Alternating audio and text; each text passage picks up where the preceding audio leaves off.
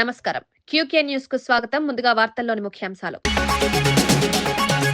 Vision జగన్ది, భజన చంద్రబాబుదన్న Amarnath. Visakha metro report రాకపోవడంపై విమర్శ. అప్పుల పాలనతో రాష్ట్ర భవిష్యత్తు దెబ్బతింటోందని ఆరోపణ. ప్రచారానికే ప్రభుత్వం ప్రాధాన్యతిస్తోందని వ్యాఖ్య.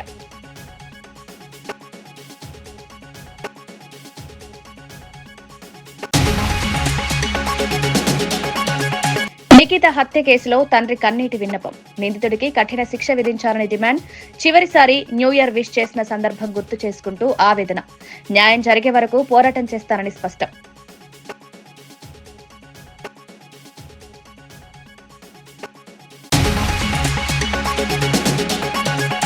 కవిత పార్టీ పెట్టుకోవడంపై బీజేపీ అభ్యంతరం లేదన్న బీజేపీ అధ్యక్షుడు రామచంద్రరావు. అవినీతి ఆరోపణలపై విచారణ చేయాలని డిమాండ్. చట్టం ముందు అందరూ సమానమేనన్న వ్యాఖ్య. వ్యక్తిగత ప్రయోజనాల కోసం వ్యవస్థలు దెబ్బతీయొద్దని హితవు.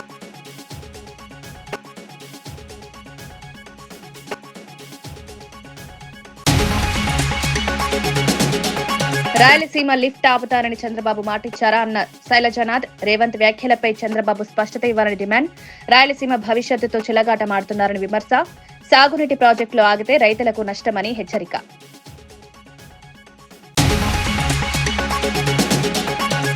వ్యక్తిగా వెళ్తున్నా రాజకీయ శక్తిగా తిరిగి వస్తారని రాజకీయ పార్టీపై కవిత కీలక ప్రకటన. తెలంగాణ జాగృతి త్వరలోనే రాజకీయ పార్టీగా అవతరిస్తుందన్న కవిత. వచ్చే ఎన్నికల్లో ఖచ్చితంగా పోటీ చేస్తామని వెల్లడి. తనది ఆస్తుల పంచాయతీ కాదని ఆత్మగౌరవ పంచాయతీ అన్న కవిత. విజయ డైరీలో అనేక అక్రమాలు జరుగుతున్నాయని టీడీపీ నేత భూమా విఖ్యాత్ రెడ్డి ఆరోపించారు. డైరీకి తాను తప్పనిసరిగా చైర్మన్ కావాలని ఆశ లేదని, టీడీపీ తరపున ఎవరైనా చైర్మన్ అయితే సహకరిస్తారని స్పష్టం చేశారు. కార్మికులు, రైతులు ఎవరితో స్పష్టంగా ఉంటే వారు చైర్మన్ అయిన అభ్యంతరం లేదన్నారు. తమ మౌనాన్ని ఉపయోగించుకుని మీరు హాజరు కాలేదని ఆరోపించడం సరికాదని వ్యాఖ్యానించారు. డైరీ వ్యవస్థలో పారదర్శకత ఉండాలని, అక్రమాలపై సమగ్ర విచారణ జరగాలని డిమాండ్ చేశారు. రైతుల ప్రయోజనాలు, కార్మికుల భద్రతే ప్రధాన లక్ష్యంగా పాలన సాగాలని భూమా విఖ్యాత్ రెడ్డి సూచించారు. నోటీస్ ఇచ్చినారు. నేనున్న సొసైటీని ఎట్లా రద్దు చేస్తారని చెప్పి నేను క్వశ్చన్ చేయడానికి పోయినసారి వస్తే లేదు ఈరోజు మా వాళ్ళు ఎవరు రాలేదు, మళ్ళీ ఇంకోసారి రమ్మన్నారు. మరి ఇంకోసారి నేను బయలుదేరేసి వస్తే పోలీసు వాళ్ళు హౌస్ అరెస్ట్ చేయడం జరిగింది నన్ను, పోలీస్ డిపార్ట్మెంట్. ఈరోజు కూడా నన్ను ఈరోజు 11 o'clock నా సొసైటీని రమ్మంటే ఈరోజు కూడా డిపార్ట్మెంట్కి సహకరించి లా అండ్ ఆర్డర్ ప్రాబ్లం ఎక్కడ రాకూడదని చెప్పే ఉద్దేశంతో నేను గమ్మునున్నాను. కానీ ఈరోజు మా సైలెన్స్ని వీళ్ళు వాడుకొని ఈరోజు వీళ్ళు ప్రెస్ మీట్లు పెట్టి మేమేదో హాజరు కాలేదని చెప్పి ప్రెస్ మీట్ చూసిన వెంటనే బయలుదేరి వచ్చాను. మరి మొదటిగా మా ఒక ముఖ్య ఉద్దేశం ఈరోజు ఇక్కడ ఏదో అలజడి సృష్టించి ఏదో చేసేద్దామని కాదు. గతంలో చెప్పినట్టుగానే చాలా అక్రమాలు జరుగుతున్నాయి విజయ డైరీ సంస్థలో. అటు విజయ డైరీలో పనిచేసే ఎంప్లాయీలు, కార్మికులు కానీ, ఇటు రైతులు కానీ ఎన్నో రకాలుగా నష్టపోతున్నారు. ఇది పదే మేము చెప్పుకుంటా వస్తున్నాము. కాకపోయినా ఎన్నిసార్లు చెప్పినా కూడా ఇక్కడ స్పందన లేదు. ఈరోజు రెచ్చగొట్టే విధంగా విజయ డైరీలో ఒక పాలన అనేది సాగుతుంది. లేకపోతే ప్రపంచంలో ఉన్న అందరికీ తెలుసు మాకు గంగులోలకు పడదని చెప్పి. మరి అదే గంగులోలని 3 కమిటీలో వేస్తారు. ఎవరినైనా దాదాపు 14 మంది బోర్డు మెంబర్స్ ఉండగా ముగ్గురు ఎవరినైనా 3 కమిటీని వేయచ్చు, కానీ గంగులోనే వేస్తారు. మాకేం ప్రాబ్లం లేదు, గంగులోలు ఉంటే ఎవరున్నా నాకు ప్రాబ్లం లేదు. ఎందుకంటే నేను తప్పు చేయాల, వచ్చి లక్షణంగా మాట్లాడతా. కాకపోతే ఇక్కడికి వస్తే ఇదే సమస్య. ఆయన ఆ రూమ్లో కూర్చుంటారు, నన్ను పక్క రూమ్లో కూర్చోబెడతారు. మరి నేను వచ్చినాను, నాతో వచ్చి మాట్లాడచ్చు కదా. నన్ను మమ్మల్ని ఎంక్వైరీకి పిలుస్తాను. నేను ఒక్కనే కాదు, నాతో పాటు నా సొసైటీ వచ్చింది. ఆ సొసైటీలో ఉన్న మెంబర్ వాళ్ళు ఎవరైతే పేర్లు ఇచ్చినారో అందరం వచ్చినాము, మాట్లాడచ్చు కదా. మాట్లాడరు. ఇది ఒక హై డ్రామా చేయడానికి తప్ప ఇది ఇంకోటి పనికిరాదు. వీళ్ళేదో ఇది ఎక్కడేదో అధికార దుర్వినియోగం చేస్తున్నామని చెప్పి మీడియాలో చూపిస్తే మా ప్రభుత్వం ఏదన్నా తగ్గుతుందని చెప్తాను. నేను చాలా స్పష్టంగా తెలియజేసుకుంటున్నాను. ఇది నేను మళ్ళీ చెప్తున్నాను, నేను చైర్మన్ అవడానికి కోసం కాదు. ఇది తెలుగుదేశం పార్టీ తరపు నుంచి ఎవరు చైర్మన్ అయినా, లేకపోతే ఇక్కడ రైతులు మరి కార్మికులు ఎవరితో సంతోషంగా ఉంటే వాళ్ళైనా చైర్మన్ అయినా నాకు అభ్యంతరం లేదు. కాకపోతే నా ఈ పోరాటం పార్వతీపురంలో నిర్వహించిన మీడియా సమావేశంలో ఎమ్మెల్యే విజయ్ చంద్ర మాట్లాడుతూ చంద్రబాబు నాయకత్వంలో రాష్ట్రం అభివృద్ధి పదంలో దూసుకువెళ్తోందన్నారు. భోగాపురం ఎయిర్పోర్టు పనులను కూటమి ప్రభుత్వం వేగవంతం చేసి విమానాలు ల్యాండ్ అయ్యే స్థాయికి తీసుకొచ్చిందన్నారు. గతంలో ఇక్కడికి ఎర్ర బస్సు కూడా రాదని ఎగతాళి చేసిన జగన్ ఇప్పుడు ఆ క్రెడిట్ తనదేనని చెప్పడం హాస్యాస్పదమని విమర్శించారు. అభివృద్ధి పనుల్లో వాస్తవాలు ప్రజలకు స్పష్టంగా కనిపిస్తున్నాయన్నారు. కూటమి ప్రభుత్వం మాటల్లో కాకుండా చేతల్లో చూపుతోందన్నారు. ప్రజలు కూడా ఎవరు అభివృద్ధి చేశారో గుర్తించి సరైన నిర్ణయం తీసుకుంటారని ఎమ్మెల్యే విజయ్ చంద్ర ధీమా వ్యక్తం చేశారు. విశాఖపట్నం అనేది ముంబైని బీట్ చేస్తుంది, ఖచ్చితంగా ముంబైని బీట్ చేస్తుంది. ముంబైని గేట్వే ఆఫ్ ఇండియా అంటారు. విశాఖపట్నాన్ని కూడా గేట్వే ఆఫ్ ఈస్ట్ ఇండియా అనే ఒక పదాన్ని వాడాల్సి వస్తుంది ఇంటర్నేషనల్ ట్రేడ్ బిజినెస్ అందరూ కూడా. దీనికి ప్రత్యేకంగా ఇప్పుడు హైదరాబాద్ గురించి చెప్పుకున్న ఎవరి గురించి చెప్పుకున్న పునాది ఖచ్చితంగా కనబడుతుంది. మీ అందరికీ తెలిసిందే, పునాదులు ఎప్పుడు కనబడవు కానీ బిల్డింగ్ కనబడుతుంది. ఆ పునాది ఎంత స్ట్రాంగ్ వేసిన వాళ్ళే గొప్పలు. అందులో చంద్రబాబు నాయుడు గారు ఒకరు అంత విజనరీ డాక్యుమెంట్లు చేసిన దానికి. ఈ యొక్క ఎయిర్పోర్ట్ గురించి మాట్లాడితే ఇందాకలా చూశారు, ఎర్ర బస్సు పోదు వాళ్ళకి ఎయిర్ బస్ ఎందుకునని. ఎయిర్ బస్ దిగి వచ్చింది ఇప్పుడు. అది మాటలకి చేతలకి తేడా ఉంటుంది. ప్రతిసారి అందరూ కూడా ఇంటెలిజెన్స్ ఏమంటారంటే కొందరు మాటలు చెప్పేవాళ్ళు ఉంటారు. అందులో నెంబర్ 1 జగన్మోహన్ రెడ్డి బోగస్ రెడ్డి, ఒక ఫేక్ రెడ్డి అని. ఎందుకంటున్నానంటే ఫేక్ ప్రచారం తప్ప ఇంకేం మాట్లాడు. క్రెడిట్ తీసుకుందాం అని చూస్తుంటాడు, ప్రతిదానికి క్రెడిట్ తీసుకుందాం అనుకుంటాడు. ప్రతి మీద ఫోటోలు వేసుకోవడం మనం చూసాం, కానీ ఇప్పుడు ప్రతిదీ క్రెడిట్ నేనే చేశాను అనుకుంటాడు. పోలవరం ఆయన వల్ల అయింది అంటాడు. ఇప్పుడు మనం చేస్తున్న పని అంతా ఆయన ఒక మేధావి, ముందు రసించి వెళ్ళిపోయాడు. నేను ఓడిపోతున్నాను, ఖచ్చితంగా 24కి ఓడిపోతున్నాను, మీరు 24కి వస్తున్నారు కాబట్టి ఏది ఎలా చేయాలో నేను ఒక సిద్ధాంతాన్ని రాసేసాను, దాన్ని అమలుపరచండి అని చెప్పి కూటమి ప్రభుత్వానికి ఇచ్చినట్లు మాట్లాడుతుంటుంటాడు. ఎన్ని కార్యక్రమాలు చేస్తున్నాం ఆల్రెడీ మనం మీ అందరికీ తెలిసిందే. హామీలో ఇచ్చినట్లు కరెంటు బిల్లుని పెంచమని చెప్పాం, అలాగే పెంచకుండా రాష్ట్రమే ప్రప్రదంగా దేశంలో 2 టన్ ఛార్జెస్ కూడా మనం తగ్గించేసాం. ఇంతవరకు పెంచలే. దాదాపుగా 1000 కోట్లు మనం తిరిగి మనమే కడుతున్నాం, భరిస్తున్నాం. చెప్పారంటే చంద్రబాబు నాయుడు ఖచ్చితంగా చేస్తారు. ఇంకో విషయం కూడా చెప్పాలి, మొన్న నేషనల్ ఇండెక్స్ వాళ్ళు కూడా ఇచ్చున్నారు మీ అందరికీ, ఏ రాష్ట్రానికి ఎక్కువ పెట్టుబడులు వచ్చాయి, ఎంత పర్సెంటేజ్ వచ్చాయని. అన్నిటినీ దాటుకొని 25.3% ఆఫ్ ఇన్వెస్ట్మెంట్ సాధించిన ఏకైక రాష్ట్రం ఆంధ్రప్రదేశ్. మిగతా వాళ్ళందరూ ఎంత తెలుసండి, 8, 9 ఉంటే మహారాష్ట్ర 9.8 ఉంటే మంది 25.3% ఆఫ్ ఇన్వెస్ట్మెంట్ వి అచీవ్. అంటే ఇది చాలా పెద్ద మ్యాటర్. ఇది ఇంకో విషయం కూడా చెప్పాలి, మీడియా ఏం రాస్తున్నారంటే దాదాగిరి గురించి మాట్లాడారు, ఈ గురించి మాట్లాడారు, కానీ ఫస్ట్ టైం నాయుడుగిరి గురించి మాట్లాడారు. నాయుడుగిరి ప్రజాప్రభుత్వం ఏర్పడిన 48 గంటల్లోనే మహిళల భద్రత, సంక్షేమానికి బలమైన పునాది వేసిందని పంచాయతీరాజ్, గ్రామీణాభివృద్ధి, స్త్రీ శిశు సంక్షేమ శాఖ మంత్రి సీతక్క తెలిపారు. 1 కోటి మంది మహిళలను కోటీశ్వరులను చేయడమే ప్రభుత్వ ప్రధాన లక్ష్యమని పేర్కొన్నారు. ఆర్టీసీ బస్సుల్లో మహిళలకు ఉచిత ప్రయాణం అమలు చేస్తూ వారి దైనందిన జీవన వ్యయాన్ని తగ్గించామన్నారు. ఇందిరా మహిళా శక్తి పథకాన్ని వేగవంతం చేసి మహిళల ఆర్థిక స్వావలంబనకు స్పష్టమైన దిశ చూపామని తెలిపారు. గ్రామీణ ప్రాంతాల్లో మహిళా సంఘాలకు రుణాలు, ఉపాధి అవకాశాలు కల్పిస్తూ వారి ఆత్మవిశ్వాసాన్ని పెంచుతున్నామన్నారు. మహిళల అభివృద్ధి ద్వారానే రాష్ట్ర సమగ్ర అభివృద్ధి సాధ్యమని మంత్రి సీతక్క స్పష్టం చేశారు. అప్పుడు మున్సిపాలిటీ చట్టం కూడా వచ్చింది అధ్యక్ష. మున్సిపాలిటీలలో అప్పుడున్నటువంటి ప్రభుత్వము 2 పిల్లల నిబంధనను ఎత్తేసింది, కానీ ఎందుకు పంచాయతీరాజ్ చట్టంలో మరి కొత్త చట్టమే తీసుకొచ్చారు. అప్పుడు ఈ నిబంధన ఎందుకు ఎత్తివేయలేదో వాళ్ళ దగ్గర, గత ప్రభుత్వం దగ్గర మరి ప్రశ్నకైతే జవాబు లేనట్టుగా ఉంది అధ్యక్ష. కానీ వాళ్ళు మాత్రం మళ్ళీ ఎత్తేయండి మాట్లాడారు అధ్యక్ష. కాబట్టి ఈరోజు అదే సమయంలో పొరుగు రాష్ట్రాలైన ఏపీ, కర్ణాటక, మధ్యప్రదేశ్ వంటి రాష్ట్రాల్లో కూడా 2 పిల్లలకు మించి ఉంటే జీపీలో పోటీకి అనర్హులన్న షరతులు లేవు అధ్యక్ష. కాబట్టి గ్రామీణ ప్రాంత ప్రజల ఆకాంక్షలు, ప్రజల అభిప్రాయాలు, కోర్టు కేసులు, జనాభా తగ్గుదల వంటి కారణాలు ఇవన్నింటినీ దృష్టిలో పెట్టుకొని ఈ ఎలక్షన్లో పోటీకి 2 పిల్లలు మించి ఉంటే మరి అనర్హులు అనేటువంటి నిబంధన తీసేసి మన యొక్క ప్రభుత్వం అందరి అభిప్రాయాలను గౌరవించి రాష్ట్ర ప్రయోజనాలను దృష్టిలో పెట్టుకొని మరి 1:1 7 లాగా ఉండేటువంటి పాపులేషన్ ఉంటే రాబోయే తరాలు అంతరించిపోయే ఉంటుంది జనాభా తగ్గుదల మూలంగా. కాబట్టి ఆ నిష్పత్తిని పెంచాలనే లక్ష్యంతో కూడా రాష్ట్ర ప్రయోజనాలు, సమాజ ప్రయోజనాలు, తెలంగాణ ప్రయోజనాలను దృష్టిలో పెట్టుకొని ఈ యొక్క పంచాయతీరాజ్ చట్టం సవరణ చేయడం జరుగుతూ మేము ముందుకు ఈ బిల్లు తీసుకురావడం జరిగింది అధ్యక్ష. రాష్ట్ర ఆర్థిక పరిస్థితిని గాడిలో పెట్టేందుకు గత ప్రభుత్వంలో తీసుకున్న అప్పులపై వడ్డీ భారాన్ని తగ్గించేలా డెట్ రీస్ట్రక్చరింగ్ ను విజయవంతంగా పూర్తి చేశామని ఐటీ పరిశ్రమల శాఖ మంత్రి దుద్దిళ్ల శ్రీధర్ బాబు వెల్లడించారు. గ్రేటర్ హైదరాబాద్ నగరాభివృద్ధి కోసం చరిత్రలో తొలిసారిగా బడ్జెట్ లో 10,000 కోట్లు కేటాయించిన ఘనత ముఖ్యమంత్రి రేవంత్ రెడ్డి నాయకత్వంలోని ప్రభుత్వానిదని తెలిపారు. ఆర్థిక క్రమశిక్షణతో పాటు అభివృద్ధి లక్ష్యాలను సమతుల్యంగా ముందుకు తీసుకెళ్తున్నామన్నారు. నగర మౌలిక వసతులు, ఐటీ పెట్టుబడులు, ఉపాధి అవకాశాల సృష్టి ప్రధాన లక్ష్యంగా ప్రభుత్వం పనిచేస్తోందన్నారు. అప్పుల నిర్వహణలో పారదర్శకత పాటిస్తూ రాష్ట్ర విశ్వసనీయతను పెంచుతున్నామని, దీనివల్ల భవిష్యత్తులో మరిన్ని పెట్టుబడులు వచ్చే అవకాశం ఉందని మంత్రి స్పష్టం చేశారు.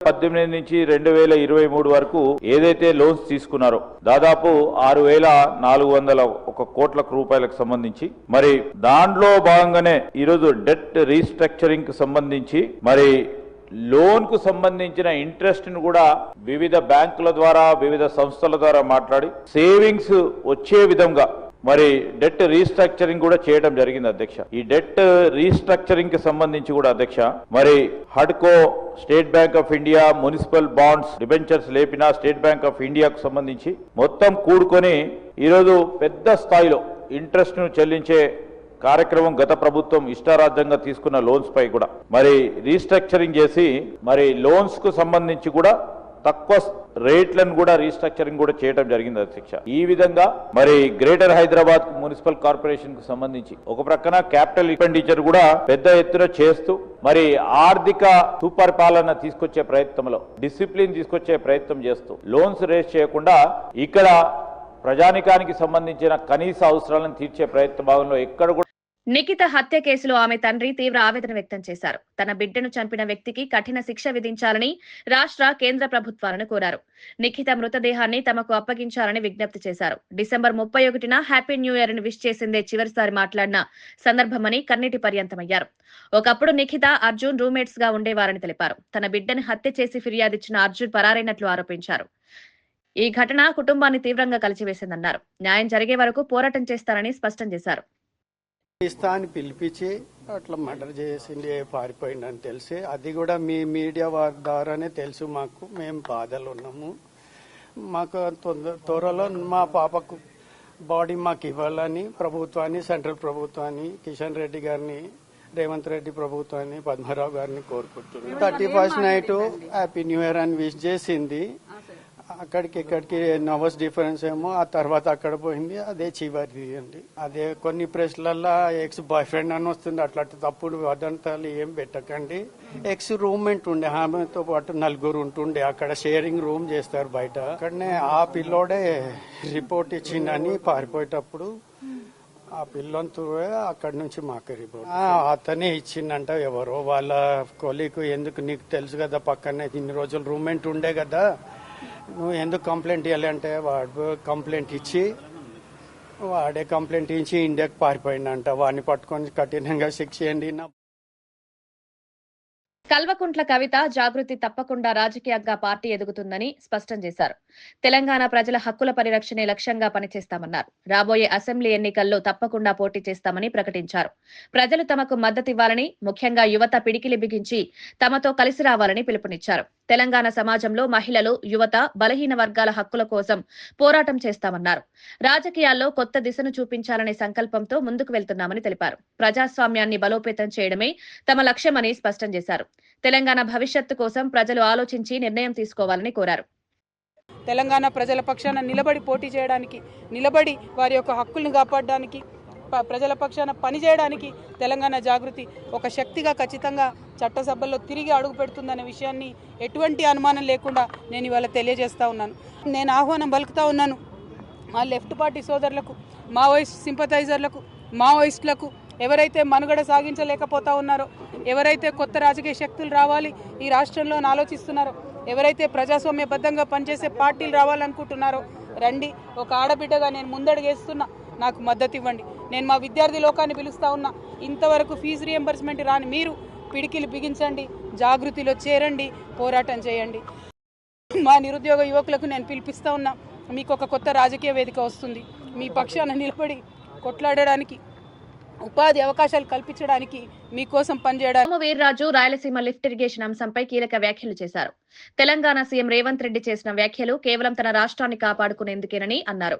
రాయలసీమకు నీళ్లు ఇవ్వకుండా ఆపుతామని చంద్రబాబు మాటిచ్చారన్న ప్రచారం పూర్తిగా అవాస్తవమని స్పష్టం చేశారు. జగన్ ముఖ్యమంత్రిగా ఉన్న సమయంలోనే రాయలసీమ లిఫ్ట్ ఇరిగేషన్ కు 3,400 కోట్ల నిధులు కేటాయించారని గుర్తు చేశారు. అదే సమయంలో కొంతమంది కోర్టుకు వెళ్లి పనులు నిలిపివేయాలని ప్రయత్నించారని తెలిపారు. నీటి ప్రాజెక్టులపై రాజకీయ ఆరోపణలు చేయడం మానుకుని ప్రజల అవసరాలపై దృష్టి పెట్టాలని సూచించారు. రాయలసీమ రైతుల ప్రయోజనాల లక్ష్యంగా నిర్ణయాలు తీసుకోవాలని హితవు పలికారు. ఆయన ముఖ్యమంత్రి ఉండగా ప్రారంభోత్సవం చేయడం, దాన్ని కోర్టులో అవతల వాళ్ళు వాదన వేయడం, దానికి 3 సంవత్సరాల్లో జగన్మోహన్ రెడ్డి గారి ప్రభుత్వం ఏ విధంగానూ కూడా చర్య తీసుకోకుండా గాలికి వదిలేయడం మూలంగా ఈ సమస్య ఈవేళ తల ఎత్తిందనేటువంటి విషయాన్ని స్పష్టంగా మీకు నేను తెలియజేస్తున్నాను. పేర్ని నాని ఏపీ సీఎం చంద్రబాబు నాయుడుపై తీవ్ర విమర్శలు చేశారు. దేశవ్యాప్తంగా ఉన్న 26 కిమ్స్ ఆసుపత్రుల్లో ప్రేమ్ చంద్ షా అనే డాక్టర్ అసలు లేడని ఆరోపించారు. ఎక్కడైనా బాత్రూంలు శుభ్రం చేసే వ్యక్తి ఉన్నా అతని పేరు చివర షా లేదని ఎద్దేవా చేశారు. గతంలో వంట మనుషులతో చంద్రబాబు ఎంఓయూలు చేసుకున్నారని కేసీఆర్ అన్న మాటలను గుర్తు చేశారు. దమ్ముంటే ప్రేమ్ చంద్ షా ప్లే స్లిప్పులు, అధికారిక లేఖలను విడుదల చేయాలని కిమ్స్ యాజమాన్యానికి చంద్రబాబుకు సవాల్ విసిరారు. ప్రజలను మభ్యపెట్టే ప్రచారాలతో ప్రభుత్వం ముందుకు వెళ్లలేదని విమర్శించారు. నిజాలు బయట పెట్టాల్సిన బాధ్యత సీఎంకే ఉందన్నారు. 26 హాస్పిటల్లో ఒక్క ప్రేమ్చంద్ షా డాక్టర్ అనేవాడు లేడు. అమ్మని ఇదేంటారా, డాక్టర్ ప్రేమ్చంద్ షా అనేవాడు కిమ్స్లో లేడా? ఇదేంటి కిమ్స్ డాక్టరు, గుండె డాక్టరు, నెట్వర్క్ ఉంది, హీజ్ అసోసియేటెడ్ విత్ కిమ్స్ అన్నాడు. కిమ్స్లో పని చేయట్లేదని చెప్పని సరే మేము బందర్లో ఒక 4 కలిసి ఛార్జీలు ఇచ్చి మొత్తం అన్ని హాస్పిటల్కి పంపించాం. మా వాళ్ళని వెళ్ళారు, బాబు కనుక్కురండి ఒకసారి అసలు ఏ హాస్పిటల్ ఈ ప్రేమ్చంద్ షా అనేవాడు ఏ కిమ్స్లో ఏం చేస్తున్నాడని చెప్పని. ఎన్ని చోట్ల 26 సెంటర్లో ఎన్ని చోట్లకి వెళ్ళినా కూడా డాక్టర్లో ప్రేమ్చంద్ షా లేడండి. గుండె డాక్టర్ అసలే లేడు, అసలు డాక్టర్ లేడు, మత్తు డాక్టర్ కూడా లేడు, రక్త పరీక్షలు చేసే డాక్టర్ కూడా ప్రేమ్చంద్ షా అనేవాడు లేడు. ఏమండి పోనీ మీ గుమ్మస్తాలు ఎవరన్నా ఉన్నారండి? అసలు గుమ్మస్తా అనేవాడు ఎవడు ప్రేమ్చంద్ షా లేడు. ఏమండి పోనీ కాంపౌండర్ ఎవడన్నా ఉన్నాడండి? మేల్ నర్సులు ఎవడన్నా ఉన్నాడండి? అసలు మేల్ నర్సు కాదు, అసలు ఎవడూ లేడయ్యా.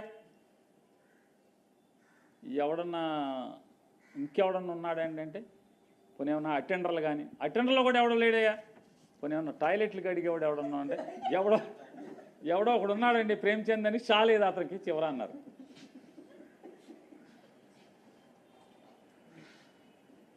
షా లేదు కానీ కిమ్స్లో ఒక ప్రేమ్చంద్ ఉన్నాడు, టాయిలెట్లు కడుగుతాడని చెప్పారు.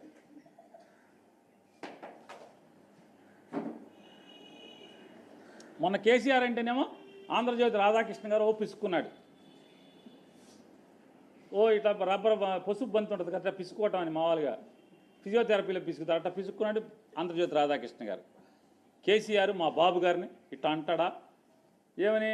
బిజినెస్ సమ్మిట్లో 5 స్టార్ హోటల్లో పనిచేసే వాళ్ళు తీసుకొచ్చి కోట్లేసి నుంచో పెట్టారని. అంతకేదో రామోజీరావు గారు పిసుక్కున్నాడు. ఎప్పుడు పాత రోజుల్లో 2004 ముందు రామారావుని పడేసిన తర్వాత చంద్రబాబు నాయుడుకి బిజినెస్ సమ్మిట్ అంటే ఏం లేదయ్యా.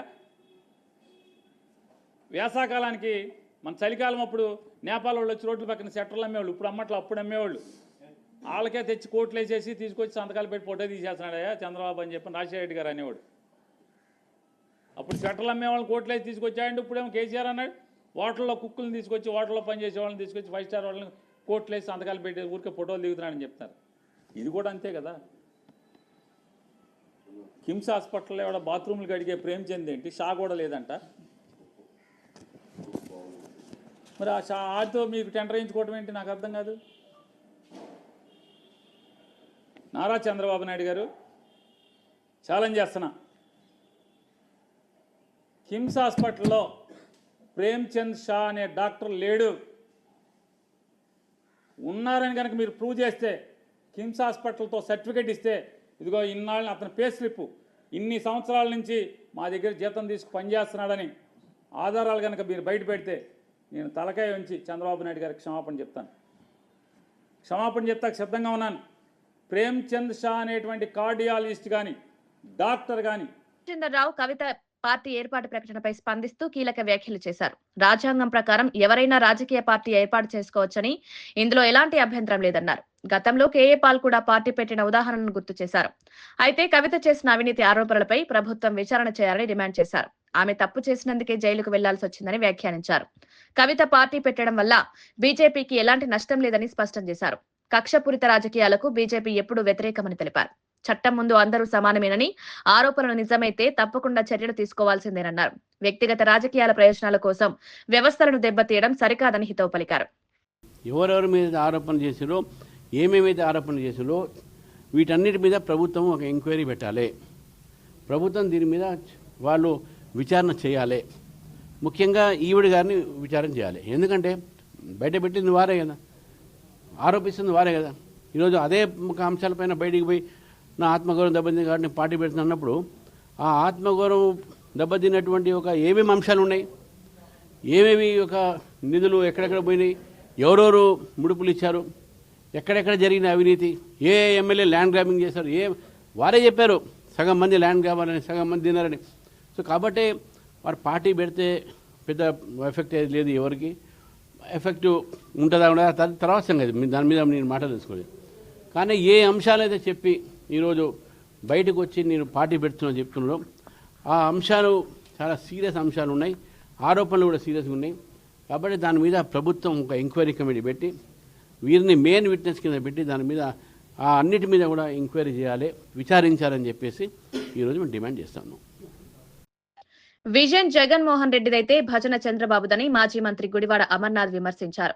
విశాఖ మెట్రో ఫిజిబిలిటీ రిపోర్టర్ ఇప్పటికీ రాకపోవడం ప్రభుత్వ వైఫల్యానికి నిదర్శనమన్నారు. రాష్ట్రాన్ని అప్పుల పాలుగా మార్చారని ఆరోపించారు. జగన్ పాలనలో అభివృద్ధి దిశగా స్పష్టమైన ప్రణాళికలు ఉండేవని, ప్రస్తుతం అవి పూర్తిగా కనిపించడం లేదని విమర్శించారు. 2 కోట్ల అప్పులు తెచ్చి ప్రజలపై భారం మోపారన్నారు. ప్రజలకు ఉపయోగపడే ప్రాజెక్టుల కన్నా ప్రచారానికే ప్రభుత్వం ఎక్కువ ప్రాధాన్యమిస్తోందని ఆరోపించారు. రాష్ట్ర భవిష్యత్తును దృష్టిలో పెట్టుకుని ప్రజలు ఆలోచించాలని సూచించారు. అని చెప్పుకునేటువంటి దానికి మీకు ఏముంది చెప్పండి ఒకసారి. ఈరోజు కేవలం మీరు అధికారంలో ఉన్నారు కాబట్టి,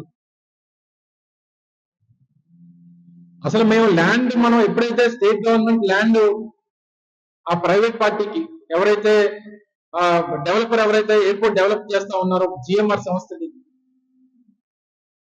సరిహద్దులన్నీ కూడా ఫిక్స్ చేసి ఆ రోజు joint collector Vizianagaram joint collector గారిని జిఎంఆర్ కి సంబంధించినటువంటి సంస్థ ప్రతినిధుల్ని పెట్టి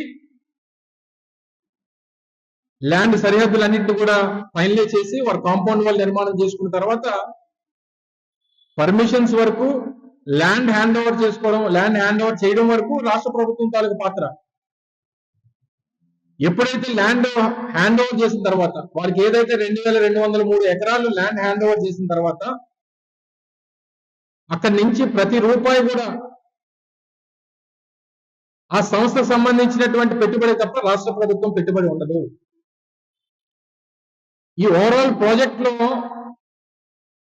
ప్రభుత్వం తాలూకా కాంట్రిబ్యూషన్ ఏంటంటే 2200 ఎకరాల భూమి ఏదైతే ఆ సంస్థకి ఇస్తా ఉన్నామో ఇది ప్రభుత్వం తాలూకా ఈక్విటీ కింద ఈ ప్రాజెక్ట్ లో ఉంటది.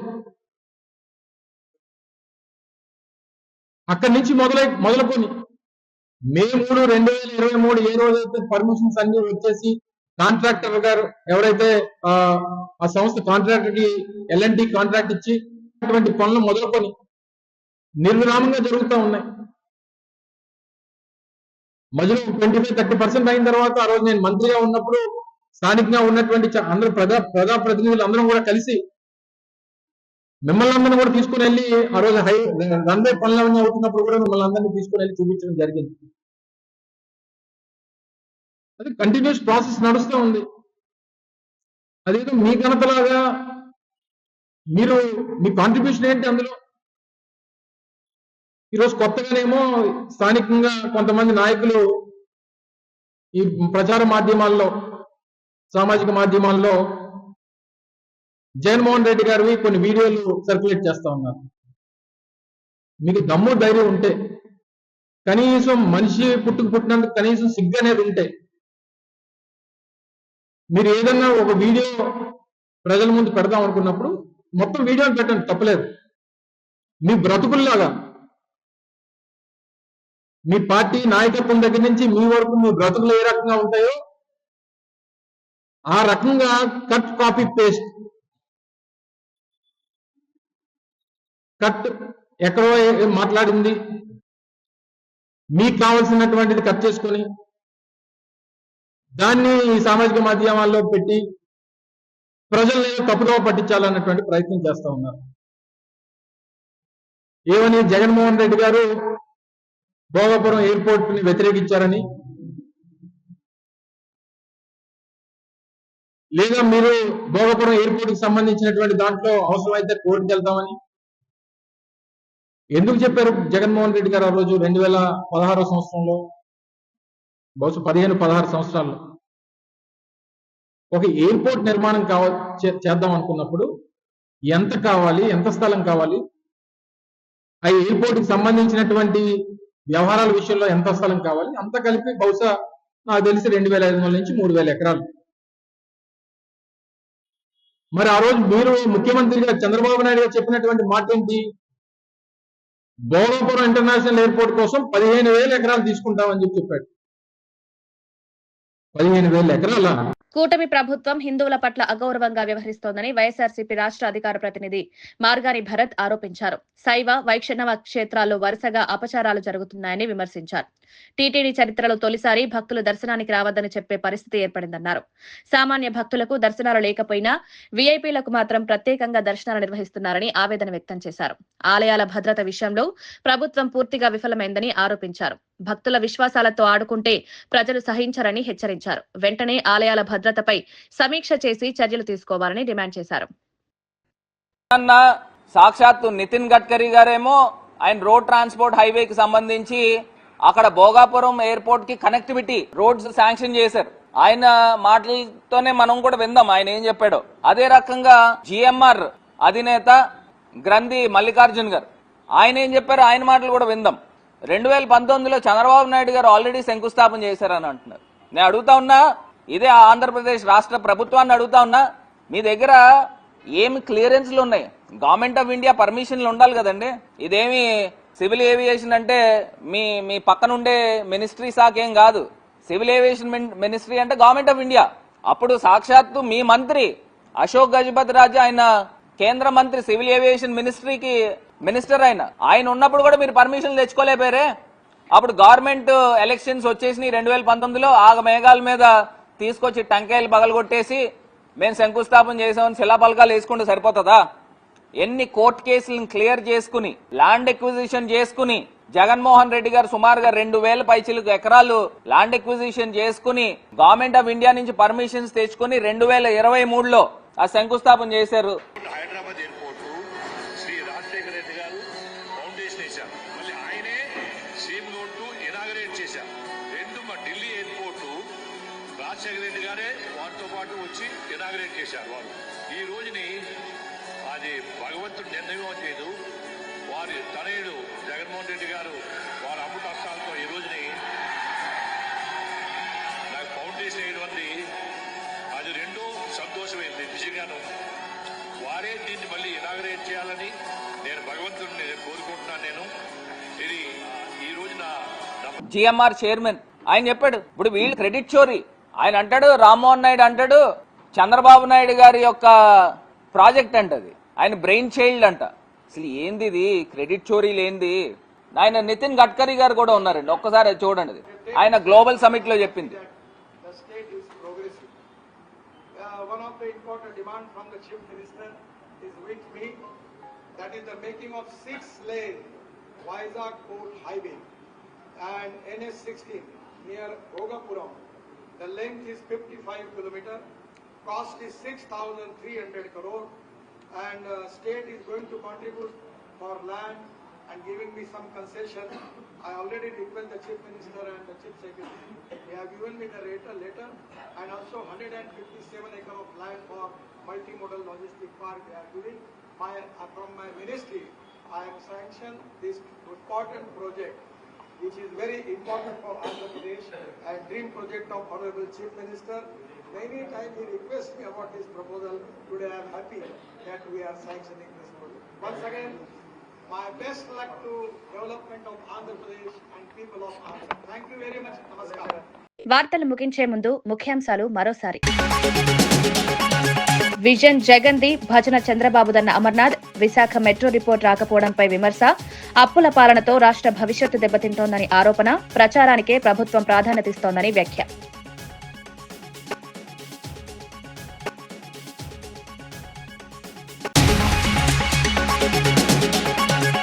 నిఖిత హత్య కేసులో తండ్రి కన్నీటి విన్నపం. నిందితుడికి కఠిన శిక్ష విధించాలని డిమాండ్. చివరిసారి న్యూ ఇయర్ విష్ చేసిన సందర్భం గుర్తు చేసుకుంటూ ఆవేదన. న్యాయం జరిగే వరకు పోరాటం చేస్తానని స్పష్టం.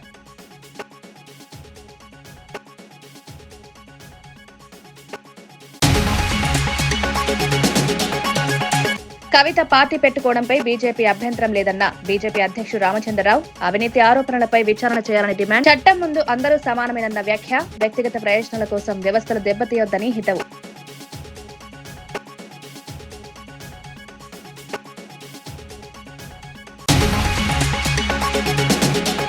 రాయలసీమ లిఫ్ట్ ఆపుతారని చంద్రబాబు మాటిచ్చారా అన్న శైలజానాథ్. రేవంత్ వ్యాఖ్యలపై చంద్రబాబు స్పష్టత ఇవ్వాలని డిమాండ్. రాయలసీమ భవిష్యత్తుతో చెలగాటమాడుతున్నారని విమర్శ. సాగునీటి ప్రాజెక్టులు ఆగితే రైతులకు నష్టమని హెచ్చరిక.